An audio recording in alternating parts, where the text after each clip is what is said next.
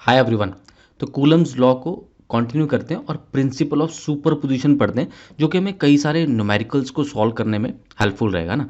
तो मान लीजिए हमारे पास दो चार्जेस थे Q1 Q2। हमें पता है कि जो फोर्स होती है वो along the line joining both charges होते हैं ना। लाइक चार्जेस है तो रिपेल करेगा, अनलाइक चार्जेस तो अट्रैक्ट करेगा, ये चीज़ सबको पता है। अब मान लीजिए एक से ज़्यादा चार्जेस हैं आपके पास। लेट्स से आपके पास एक Q1 चार्ज है, आपके पास एक Q2 चार्ज है, आपके पास Q3 चार्ज है ना। तो आपके पास एक से ज़्यादा चार्जेस हैं। तो अब Q1 पे आपको मान लो नेट फोर्स निकालनी है। अब Q1 पे फोर्स Q2 की वजह से भी आएगी और Q3 की वजह से भी आएगी ना। दो चार्जेस हैं जो कि Q1 पे अपनी फोर्स का इंपैक्ट दिखाएंगे एक तरह से। तो F12 that is the force due to charge 2 on charge 1 and F13 that is the force on charge 1 due to charge 3। तो जो नेट फोर्स आएगी ना 1 पे, वो इन दोनों का वेक्टर सम होगा। वेक्टर सम, ये सुपरपोजिशन का जो प्रिंसिपल है वो हमें बताता है। मतलब अगर n चार्जेस भी है ना, ये तो 3 चार्जेस का केस हो गया, अगर n चार्जेस भी हैं तो पहले चार्ज पे अगर आपको नेट फोर्स निकालनी है तो वो सारे चार्जेस की फोर्सेस का वेक्टर सम रहेगा ना। तो F12 that is due to charge 2 है ना, force on charge 1 due to charge 2, force on charge 1 due to charge 3, force on charge 1 due to charge 4, ऐसे ही force on charge 1 due to charge n। तो basically जितने भी charges हैं वो सारे के सारे अपनी फोर्स का इंपैक्ट दिखाएंगे उस पर्टिकुलर चार्ज पे ना। तो सबका वेक्टर सम कर दोगे तो अपने आप नेट फोर्स हमारे पास आ जाएगी। क्वेश्चंस करेंगे तो अभी और पता चलेगा। ये हमारा सिस्टम अगर n चार्जेस का सिस्टम है, in system of n charges the net electrostatic force on any one charge is the vector sum of the forces due to all remaining charges on that particular charge। ठीक है, तो ये हमारा principle of superposition की statement है। कभी boards में पूछे तो आप बता सकते हैं। ठीक है, समझ में तो आपको आ ही गया होगा। अब क्वेश्चंस करते हैं। कूलम्स लॉ को जब भी आप पॉलीगन्स में लगाएंगे ना तो एक शॉर्टकट रहता है कि अगर इक्वल चार्जेस प्लेस करेंगे ना कॉर्नर्स पे, रेगुलर पॉलीगन है और रेगुलर पॉलीगन के सारे कॉर्नर्स पे आपने इक्वल चार्जेस प्लेस कर दिए, तो सेंटर पे जो भी चार्ज होगा ना उस पे कोई भी फोर्स नहीं लगने वाली। The net force on the charge placed at the centre of that polygon that will be zero. ये शॉर्टकट है, किसी किसी क्वेश्चन में लग जाएगा तो मतलब जल्दी आंसर आ जाएगा, नहीं तो फिर हमें भी सुपरपोजिशन प्रिंसिपल तो लगाना ही पड़ेगा। लेकिन इसके लिए पॉलीगन रेगुलर होना चाहिए, चार्जेस सारे इक्वल होने चाहिए और जो जिस चार्ज पे आपको फोर्स चाहिए वो चार्ज सेंटर पे पड़ा होना चाहिए पॉलीगन पे, तभी जीरो आएगी। जैसे कि यहाँ पे देखो, ये हमारे पास एक रेगुलर पॉलीगन है, इनफैक्ट इक्विलेटरल ट्राइंगल हमें दे रखा है। तो एक चार्ज है प्लस क्यू, ये वाला बी पॉइंट पे चार्ज है जो वो भी प्लस क्यू और सी पॉइंट पे भी प्लस क्यू है, और आपने यहाँ पे माइनस ऑफ क्यू का चार्ज रख दिया बिल्कुल सेंटर पे। सेंटर क्या होगा इक्विलेटर ट्राइंगल का? अरे सेंटर मतलब वही सर्कम सेंटर, सेंट्रॉइड, इन सेंटर, कुछ भी बोल दो, इक्विलेटर ट्राइंगल में तो सारे सेम ही होते हैं। तो यहाँ पे अगर आपसे कोई इस सेंट्रॉइड पे पड़े हुए माइनस क्यू चार्ज पे नेट फोर्स पूछता तो आप क्या बोलते? नेट फोर्स हमारी जी जीरो है। ठीक है, net force on this charge will be zero. Net force on this charge will be what? That will be zero. That is as per the shortcut है ना। नहीं तो आपको पता ही है यार, ये एंगल है सारे 120 डिग्री के एंगल बनेंगे है ना। आपने अगर मैकेनिक्स पढ़ी है, वेक्टर्स पढ़ा है तो आपको पता है वैसे भी वेक्टर सम जीरो देने वाला, तीनों फोर्सेस सेम है। ठीक है, उसके बाद तो अगर आपसे ये पूछा जाए कि कोई पर्टिकुलर फोर्स बताओ, जैसे कि ये बता दो कि ये जो फोर्स है ना बी, अब अट्रैक्ट करेगा ना इसको, ये वाला चार्ज क्या करेगा? इस चार्ज को अट्रैक्ट करेगा, ऑपोजिट नेचर है दोनों का। तो ये जो फोर्स है ना इसको मैं लेट से एफ बी बोल देता हूँ, इसको एफ बी अगर बोल दूँ तो ये फोर्स एफ बी पूछी जा रही है आपसे ना कि ये वाली फोर्स कितनी होगी। मतलब सारी नहीं पूछी, सारी तो नेट तो जीरो है, मतलब एक पर्टिकुलर पूछ ली मान लो आपसे। तो पर्टिकुलर पूछने के लिए आपको ये डिस्टेंस चाहिए, डिस्टेंस। तो डिस्टेंस निकालने थोड़ा मैथ्स यूज करेंगे। मैथ्स के लिए ट्रायंगल, इक्विलेटर ट्रायंगल बनाया, ये साइड लेंथ ए ले ली, ये वाली कितनी आ जाएगी? हाफ आ जाएगी, क्योंकि ऑल्टीट्यूड भी है और परपेंडिकुलर बाइसेक्टर भी है। ठीक है, मीडियन भी है, सारा कुछ है। तो ये a/2 आ गया। a/2 के हिसाब से ये AD साइड निकालूंगा तो AD का स्क्वायर, पाइथागोरस में हाइपोटेन्यूज का स्क्वायर माइनस a/2 का स्क्वायर, तो ये आ जाएगा। दैट इज AD की वैल्यू कितनी आ जाएगी? √3/2a। √3/2a सिंपल सी कैलकुलेशन कर सकते हैं। AG कितना होगा? देखो हमें क्या चाहिए? हमें BG चाहिए। ये चीज याद रखना, जो BG होगा वो AG के बराबर ही तो होगा। ये लेंथ और ये लेंथ तो सेम ही होगी ना, इक्विलेटर ट्रायंगल सिमेट्री है, सारी लेंथ सेम है। इनफैक्ट ये लेंथ जो है वो सर्कम रेडियस कहलाती है। जिन्होंने मैथ पढ़ा हुआ ना उनको पता है ये सर्कम रेडियस होता है। But anyways let's not go into mathematics. तो AD कितना है हमारा? √3/2a है। तो AG कितना होगा? AG होगा 2/3। क्यों 2/3 भाई?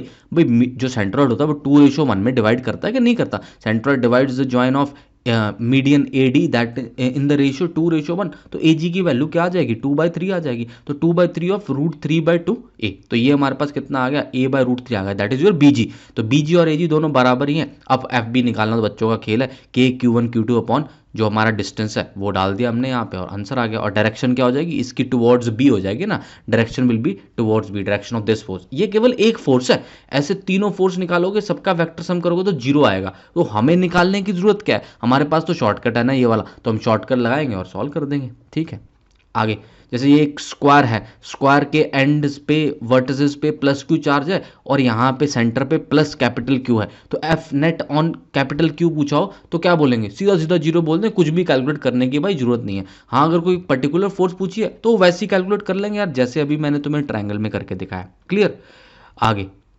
अब जैसे ये आ गया, इसमें आपको क्या बोला है, एक चार्ज है प्लस क्यू, ए पॉइंट पे है, ये बी पॉइंट पे है हमारा प्लस क्यू और सी पॉइंट पे भी प्लस क्यू है, और इसकी इक्विलेटर ट्रायंगल है जिसकी साइड लेंथ आपको ए दे रखी है। ठीक है, तो ये एंगल 60 डिग्री हो जाएगा, अंडरस्टैंडेबल है। अब नेट फोर्स ऑन बी चाहिए आपको ना, नेट फोर्स बी पे कितनी नेट फोर्स होगी, तो भाई बी पे कौन कौन फोर्स लगाएगा, एक तो ए लगा देगा और एक सी लगा देगा, तो ए की वजह से जो I F B A, force on B due to A, और ये क्या I F B C, force on B due to C. ठीक है, तो ये इधर को जाएगी ये इधर को जाएगी, ऑब्वियस सी बात है यार, सिंस ये दोनों लेंथ जो है वो बराबर है, लेंथ दोनों बराबर है ना। देखो एफ बी सी कितनी आएगी, के Q1 Q2, ये एफ बी सी के Q1 Q2 अपॉन ए स्क्वायर, और एफ बी ए भी कितना आएगा, के Q1 Q2 अपॉन ए स्क्वायर। सिंस सारे चार्जेस और लेंथ बराबर है तो दोनों फोर्स सेम ही आएगी, सिंस दोनों फोर्स सेम आएंगी तो सिमेट्री के हिसाब से हमारी जो नेट फोर्स होगी वो 30 डिग्री का एंगल बनाएगी भाई, टोटल 60 डिग्री, तो बीच में से जाएगा ना रिजल्टेंट, तो रिजल्टेंट का अगर मैग्नीट्यूड चाहिए तो वो कितना होगा, f² + 2ab cos of angle between them, cos of angle between them is what, that is 60 degree, है ना। करते हैं ना भाई, ए हमारे पास रिजल्टेंट पहली फोर्स दूसरी फोर्स का square plus 2ab into cos of theta, cos of theta है 60 डिग्री, वो लगाएंगे 1/2 होता है, वो 1/2 और 1/2 ये कट जाएंगे, और ये दोनों अगर हमारे कट गए तो हमारे पास कितना आंसर आ जाएगा, हमारे पास आंसर आ गया √3f, और f कितना था हमारा KQ² अपॉन a स्क्वायर था, तो यही हमारी नेट रिजल्टेंट होगी। डायरेक्शन क्या होगा, डायरेक्शन आप बोल सकते हो कि भी इसके साथ 60 डिग्री या फिर इस फोर्स के साथ 60 डिग्री, किसी के साथ भी बना दो 30 डिग्री, सॉरी है ना, इसके साथ 30 डिग्री या फिर इसके साथ, या फिर बीच में से एंगल बाइसेक्टर भी बोल सकते हैं ना, डायरेक्शन तो लॉजिक से ही निकाल लेंगे। आगे चलते हैं, 5 charges each of value plus q are placed on 5 vertices of a regular hexagon of side L। Hexagon में 6 चार्ज होते हैं भाई, ध्यान रखना। ठीक है, what is the magnitude of the force on the point charge minus Q placed in centre, zero नहीं बोल देने का, जीरो गलत आंसर हो जाएगा। क्यों, अरे सारे चार्ज नहीं है ना, ये वाला चार्ज तो मिसिंग है, तो जीरो कैसे आंसर होता है, जीरो तो हो नहीं सकता, जे एडवांस में आया था पहले। तो क्या होगा, देखिए सिंस रेगुलर हेक्सागन दिमाग लगाएंगे कि यार अट्रैक्शन की फोर्स होनी है, क्यों, क्योंकि ये नेगेटिव है ये सारे पॉजिटिव है, सब अट्रैक्ट करेंगे इसको, इस पे फोर्स निकालो ना, इस पे थोड़ी निकालो, इस पे थोड़ी निकालो, इस पे निकालो, इसकी बात करो, तो ये उधर को जाने की कोशिश करे, खींचेगा इसको, ये वैसा ही इधर को खींचेगा, तो ये दोनों तो बैलेंस होगी ना भाई, दोनों बैलेंस हो गए, डिस्टेंस सेम है, चार्जेस की स्ट्रेंथ सेम है, सारा कुछ बढ़िया है, कूलेंस फोर्स का मैग्नीट्यूड सेम आएगा, लेकिन ऑपोजिट डायरेक्शन आएगी, डायरेक्शन क्या आएगी, डायरेक्शन ऑपोजिट आएगी, तो ये दोनों भी कट गए, ये दोनों भी तो ऐसे कट जाएगा ना, ये इधर को जाएगा ये इधर को जाएगा, अट्रैक्शन होगी उनमें, तो केवल यही तो बचा, बस यही नेट फोर्स होगी भाई। फिर एफ नेट क्या होगी, यही वाली होगी, दिमाग लगा लिया हमने ना, दिमाग लगा लिया, सारी निकालने का क्या, तुम सारी निकालना चाहते हो भी सारी निकाल लो, फिर सारे का वेक्टर सम करोगे बहुत लंबा जाएगा ना, काहे के लिए उतना दिमाग लगाना है।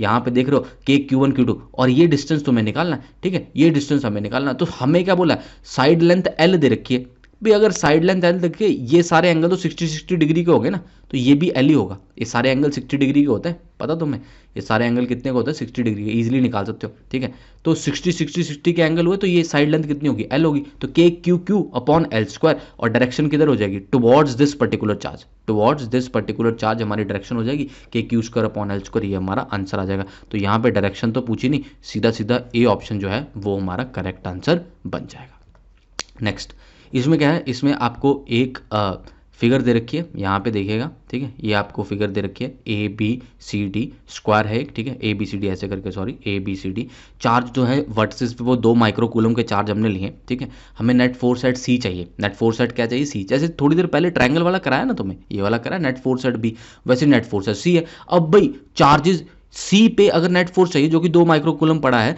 तो एक तो बी वाला चार्ज करेगा, तो FCB, force at C due to B, एक ये वाला चार्ज भी करेगा ना डी वाला, FCD, that is force at C due to force at C due to D, और एक ये वाला कर देगा भाई, है ना, F C A, force at C due to A. भाई ये वाली साइड लेंथ और ये वाली साइड लेंथ तो बराबर ही है, 50 सेंटीमीटर ही तो है ना, तो इसकी फोर्सेस तो सेम ही आएंगे। एफ सी बी कितना आएगा, के क्यू स्क्वायर अपॉन ए स्क्वायर, और वही एफ सी डी का मैग्नीट्यूड होगा। तो एफ सी बी और एफ सी डी का मैग्नीट्यूड तो सेम ही है, एफ सी बी और एफ सी डी का मैग्नीट्यूड क्या है, सेम है, दोनों को मैंने एफ मान लिया यहाँ पे ना।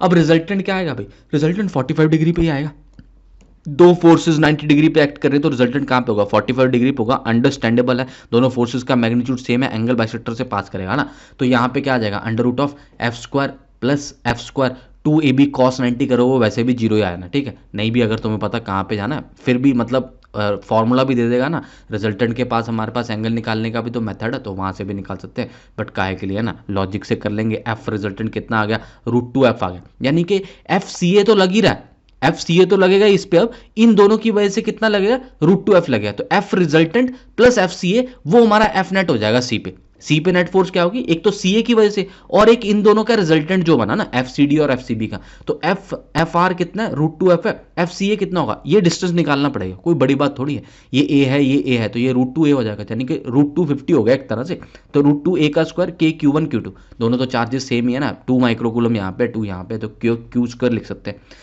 यहाँ पे भी एफ में क्या लगा दिया, के क्यू स्क्वायर अपॉन ए स्क्वायर, √2 का होल स्क्वायर किया तो 2a स्क्वायर बन गया, ठीक है, यहाँ से के क्यू स्क्वायर अपॉन ए स्क्वायर कॉमन निकाल लो, इधर बचा √2 प्लस 1/2, यहाँ पे क्यू की वैल्यू डाल देंगे, भाई क्यू की वैल्यू तो डाल लोगे ना, 2 माइक्रोकूलम थोड़ी डाल लेना, मेरे को कमेंट करके बताना कितना आंसर आ रहा है, और स्मॉल ए की वैल्यू 50 डाल देना, 50 सेंटीमीटर, ध्यान से डालना, यूनिट्स ऐसा यूनिट में डालेंगे, ठीक है, वैल्यू सारी ऐसा यूनिट में डालेंगे, और मेरे को आंसर बताएंगे, कुछ डेसिमल में बताना, फ्रैक्शन में बताना, जिसमें भी बताना बताना कॉमेंट सेक्शन में। आगे चलेंगे, ये क्वेश्चन है जेई मेन में आया था ना, ये वाला क्वेश्चन बहुत ही आसान है, चिंता नहीं करने का, आया जेई मेन में तो फिर क्या हो गया, 3 charges -q1 + q2 -q3 are placed as shown in the figure, the x component of the force on -q1 is proportional to what, x component निकालना है -q1 पे, ठीक है, तो -q1 पे क्या क्या फोर्स लगेगी भाई, एक तो ये इसको खींचेगा इधर को, ये देखिए यहाँ पे इधर फिगर बनाइए, एक तो ये खींचेगा, ठीक है, ये वाला चार्ज मैंने q2 बोला, तो F12, ठीक है, charge on force on charge 1 due to charge 2 इस डायरेक्शन में, और Q3 क्या करेगा, इसको रिपेल करेगा ना, क्योंकि दोनों नेगेटिव है भाई, दोनों नेगेटिव है तो रिपेल कर देगा, F13 फोर्स ऑन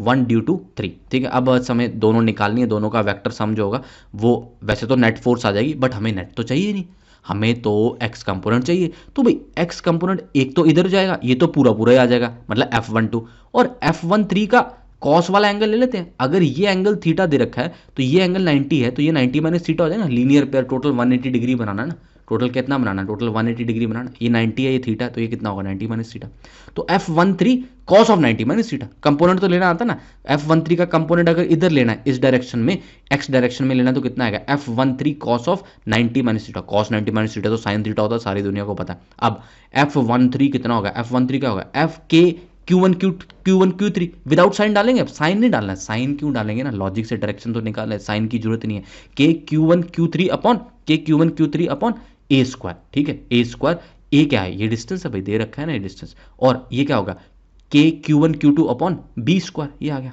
ठीक है, ये अपने पास इतना बन गया। अब के Q1 को बाहर निकाल लो, के Q1 को बाहर निकाल लिया, Q2/b square plus Q3/a square sine theta, ये अपने पास आ गया। अब देख लो भाई कौन से के प्रोपोर्शनल आ रहा है, तो ये वाला factor I think B option के साथ डेफिनेटली मैच कर रहा है, तो भाई बी तो आंसर आएगा ही आएगा कम से कम, और कुछ नहीं, तो यही हमारा आंसर था। क्लियर, तो ये हमने कुछ न्यूमेरिकल्स कर लिए कूलम्स लॉ पे, आने वाले वीडियो में हम इक्विलिब्रियम के क्वेश्चंस करेंगे, ठीक है, और वो प्रॉब्लम्स देखेंगे। वीडियो को लाइक करिएगा, शेयर करिएगा अपने फ्रेंड्स के साथ, चैनल को सब्सक्राइब रखिएगा, अगले वीडियो में बहुत जल्द मिलेंगे। Thank you, bye bye, take care.